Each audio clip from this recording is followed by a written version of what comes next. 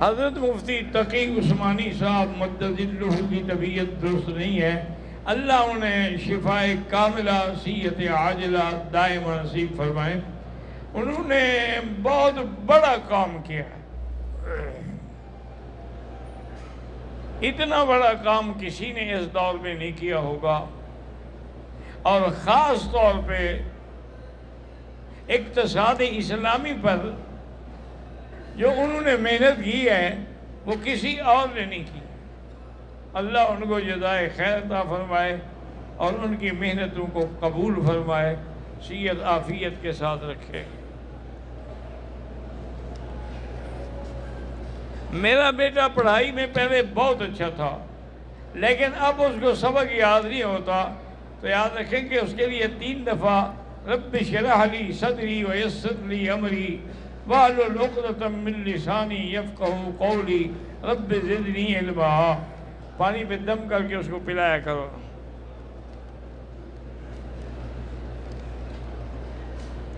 میرا شوہر نماز بھی نہیں پڑھتا، میری ہر بات کا غصہ کرتا ہے۔ امام احمد ابن حنبل رحمۃ اللہ علیہ کے نزدیک جو تیرا شوہر ہی نہیں ہے، وہ کہتے ہیں کہ جو آدمی ایک نماز چھوڑ دے وہ کافر ہو جاتا ہے۔ تو جب وہ کافر ہو گیا تو شوہر کیسے رہا؟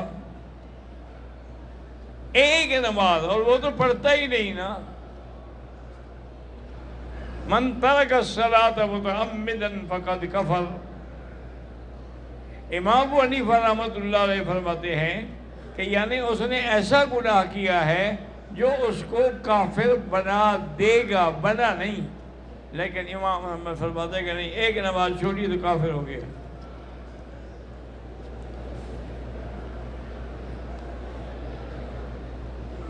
اگر عورت اپنے ہاتھ کے ناخن نہ کاٹے، عمرہ یا نماز وہ تو ہو جائے گی، لیکن ناخن بڑھانے سے حضور پاک نے منع فرمایا ہے کہ ناخن بڑھانا جو ہے یہ مسلمانوں کی علامت نہیں، کافروں کی علامت ہے، اس لیے حضور پاک نے اسے منع فرمایا ہے۔ اور آج کل تو نعوذ باللہ ایسے ایسے ناخنوں پہ رنگ لگائے جاتے ہیں۔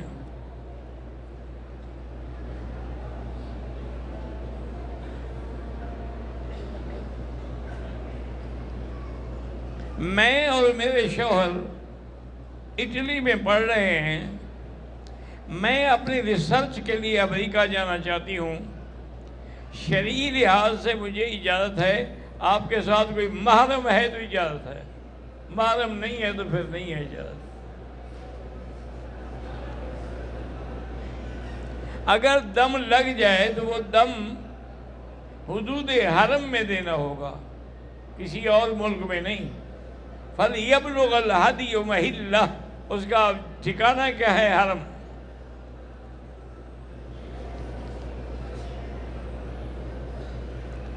اگر ہم نفلی طواف کرنا چاہیں تو ایک وقت میں ایک آدمی کے لیے نیت کریں یا 10 آدمیوں کا ایک نہیں، ایک کے لیے ایک۔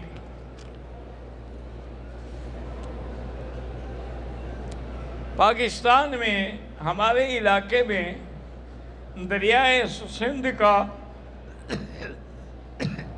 کٹاؤ ہے، اور یہ دریائے سندھ کا کٹاؤ ہوتا بھی بڑا سخت ہے۔ بہرحال یہ اللہ کے حکم سے ہے۔ اللہ تبارک و تعالیٰ سے دعا کریں اور تمام بستی والے مل کے مسجدوں میں 2 رکعت نفل پڑھیں، استغفار کریں، اللہ سے معافی مانگیں، انشاءاللہ ٹل جائے گا۔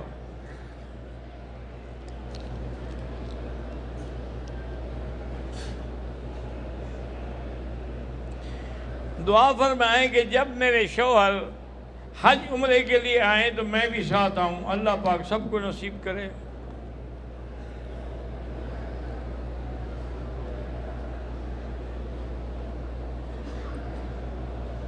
مجھے عالم بننے کا اور حافظ بننے کا بہت شوق ہے، لیکن گھر کی ذمہ داریوں کی وجہ سے مجبور ہوں۔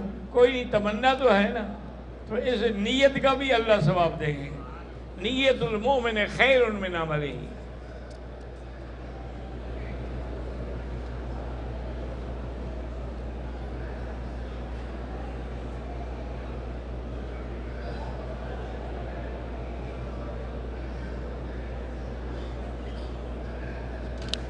بہرحال یہ اقامہ لیا تھا اور اس نے پیسے 2300 ریال مانگے تھے، میں نے دے دیا. اب کہتے اور لگے.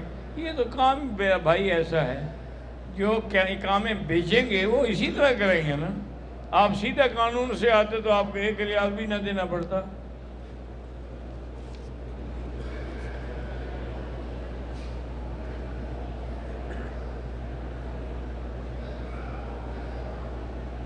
میرا بیٹا پڑھنے کے لیے پہلے بڑا خوش ہو کے جاتا تھا، اب وہ نہیں جاتا ہے. یا تو اسی مدرسے میں اس کے ساتھ کوئی زیادتی ہوئی ہے، اس کو آپ مدرسہ بدل دیں. پھر یا یہ ہے کہ آپ ساتھ رہیں اس کے.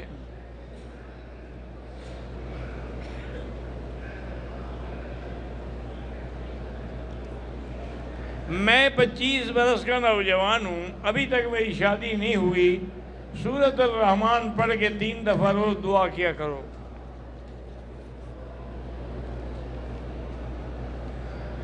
اگر کوئی آدمی زندہ ہے وہ کہے کہ میرا عمرہ کرو، پھر تو کر سکتے ہیں. میری بیٹی نے 11ویں کا امتحان دیا ہے، اللہ اس کو زیادہ اچھے سے اچھے نمبروں میں پاس کرے.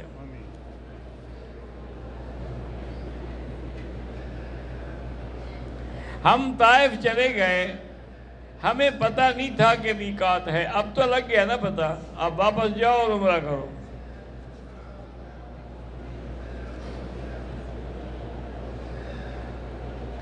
میرے اوپر قرضہ ہے، استغفار جو ہے نا کم از کم 2000 دفعہ روز پڑھیں، انشاءاللہ 1 مہینے میں قرضہ ختم ہو جائے گا.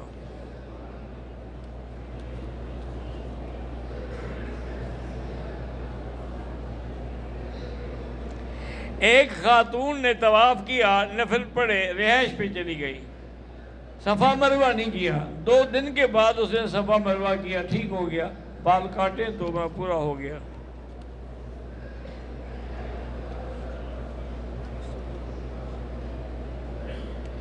بہرحال کرسی پر نماز پڑھنا مجبور کے لیے جائز ہے. مجبور نہ ہو تو پھر تو جائز ہی نہیں ہے. یہ جیسے بہت سارے ہمارے لوگ جو ہیں بیٹھ کے نفلیں پڑھتے ہیں، حالانکہ حدیث ہے کہ اجر القائد نصف اجر القائم، کہ بیٹھ کے پڑھنے سے آدھا ثواب ملتا ہے. بیٹھ کے تو اس وقت پڑھا جائے جب حضور پاک نے کبھی بیٹھ کے نہیں پڑھی. جب آخری عمر میں آپ کا بدن بھاری ہو گیا پھر نفلیں بیٹھ کے پڑھ لیتے تھے.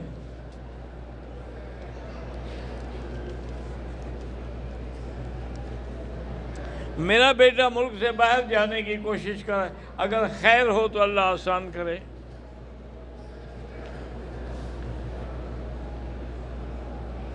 میری سالی بیمار ہے، اللہ شفا عطا فرمائے. میرے 2 بیٹے تھیلیسیمیا کی بیماری میں مبتلا ہیں، اللہ شفا عطا فرمائے. میری والدہ اکثر بیمار رہتی ہیں، شفا تو اللہ کے ہاتھ میں ہے. بعض سورت فاتحہ 7 دفعہ پڑھ کے پانی پہ دم کر کے ان کو پلایا کریں.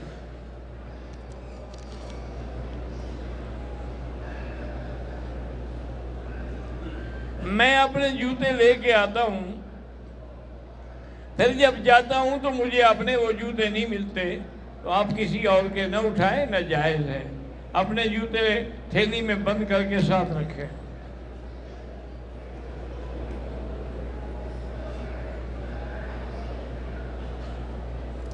ایک آدمی نے گھر سے تو عمرے کی نیت کی تھی، لیکن احرام کی چادریں سامان میں جہاز میں چلی گئی اور ہم مکے آ گئے تو دم پڑ گئی آرام سے آپ پر کہ طائف سے عمرہ بھی کریں اور دم بھی دیں. آپ عمرے کے لیے آ رہے تھے، 2 چادریں ہاتھ میں نہیں رکھ سکتے تھے جہاز میں، وہ بھی سامان میں بک کرانی تھی، بڑا وزن تھا، کیسے اٹھاتے.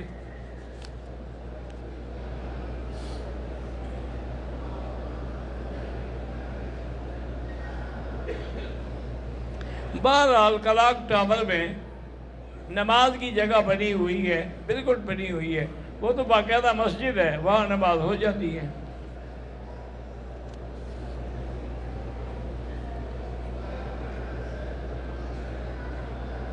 اگر ایک آدمی نے عمرہ کیا، طواف کرنے کے بعد ابھی صفا مروہ نہیں دوڑا اور طواف کر سکتا ہے۔ صفا مروہ کے بعد 2 رکعت پڑھنا ضروری نہیں ہے۔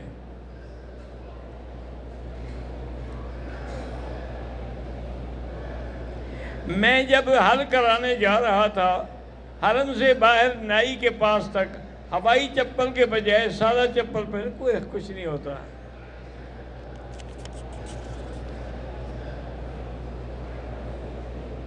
میں اچ شریف سے آیا ہوں، میری 5 بیٹیاں ہیں، اللہ پاک اولاد نرینہ بھی عطا فرمائیں، یہ سب میرے اللہ کے فیصلے ہیں۔ یہب لمن یشاء اناثا ویہب لمن یشاء الذکور، وہ چاہے تو لڑکی دیں چاہے تو لڑکا دیں، او یزوجہم ذکرانا واناثا، چاہے تو جوڑے دیں اور چاہے تو کچھ بھی نہ دیں، ان کی مرضی ہے۔ آپ وہ شریف میں تو بہت پیر ہیں، آپ کو ایک لڑکا بھی نہیں دیا ابھی تک انہوں نے۔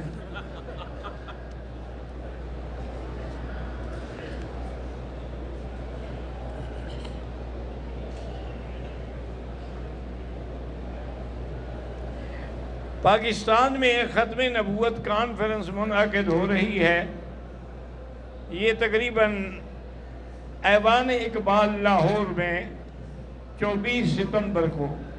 بہرحال دعا کریں اللہ کامیاب فرمائے، اور اگر وہاں پر آپ قریب ہوں پہنچ سکتے ہوں تو شرکت کریں۔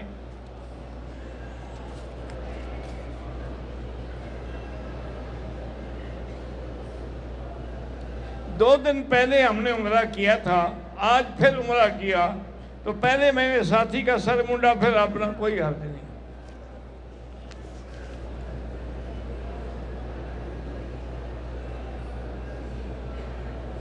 محمد یاسین کمبوہ نے سلام بھیجی ہیں وعلیہ السلام، ان کو جو تکلیف ہے اللہ شفا عطا فرمائے۔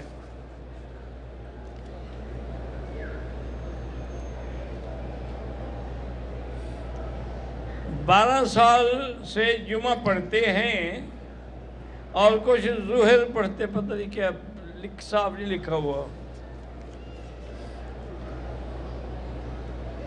اللہ کے نبی سے حاجت مانگنا ناجائز ہے، شرک ہے۔ حاجت اللہ سے مانگیں۔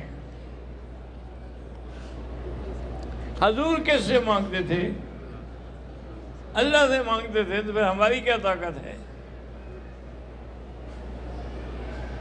جس ملک سے بھی آئے ہیں وہ مسافر ہیں، نماز قصر پڑھنی ہوگی۔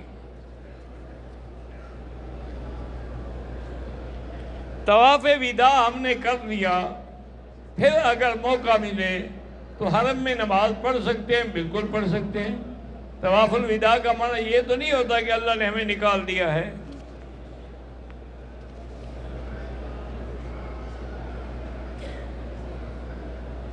ہمارے قبرستان میں کوئی شیعہ بھی دفن ہے تو آپ تو مسلمانوں کو سلام کہتے ہیں نا، آپ شیعہ کو تو نہیں کہتے السلام علیکم یا دار قوم مؤمنین، وہ تو مومن ہے ہی نہیں، بس جان چھٹی۔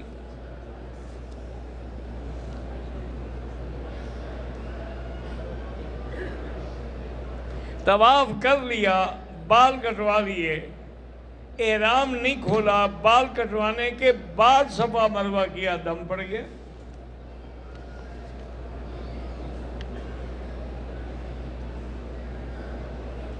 ہمارے رشتہ دار جو ہیں وہ بدعتی ہیں، وہ 11ویاں بھی پکاتے ہیں اور یا غوث المدد یا غوث یا رسول المدد کے بھی قائل ہیں، ان کے ساتھ تعلق نہ رکھیں، وہ شرک کرتے ہیں۔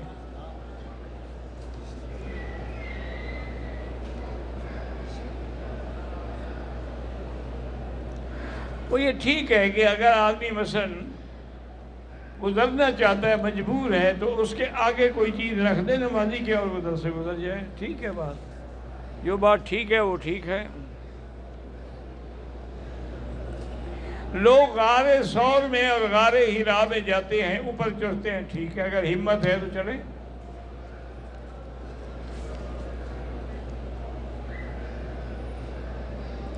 ایک بندہ وزٹ ویزے پہ آیا ہے، عمرہ اس نے کر لیا ہے، اب وہ کوئی کام کرنا چاہتا ہے، یہ تو قانون جانے، اور آپ کے ویزے پہ کیا لکھا ہوا ہے کہ آپ کو کام کرنے کی اجازت ہے یا نہیں ہے؟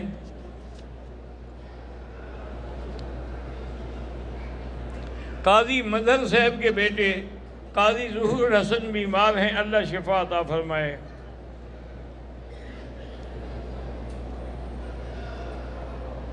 آج ہی دوسرا عمرہ کیا ہے، 2 بجے تک اگر کوئی رعایت ہو تو بتا دیں کس بات کی رعایت ہے، سمجھ بھی تو آئے نا۔ چودھری لطیف صاحب فلاحی ادارہ چلاتے ہیں، اللہ کامیاب فرمائے۔ یورپ میں ہم رہتے ہیں، اگر ہم قسطوں پہ گھر لیں، سود ہوگا، وہ سود پہ گھر نہ لیں۔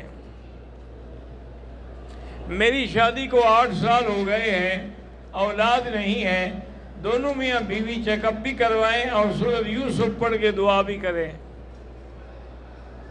طواف کے دوران مرد اور عورتوں کا اختلاط ہوتا ہے، نظر نیچے رکھیں، اپنے آپ کو بچانے کی کوشش کریں۔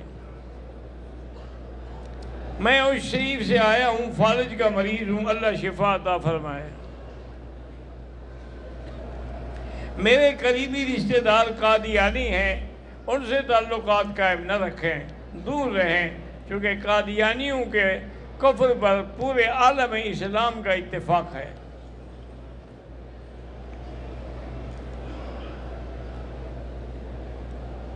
ایک بچے کو ہم عمرے کے لیے لائے ہیں، باقی بچے گھر میں، کوئی اللہ توفیق دے ان کو بھی کرا دینا۔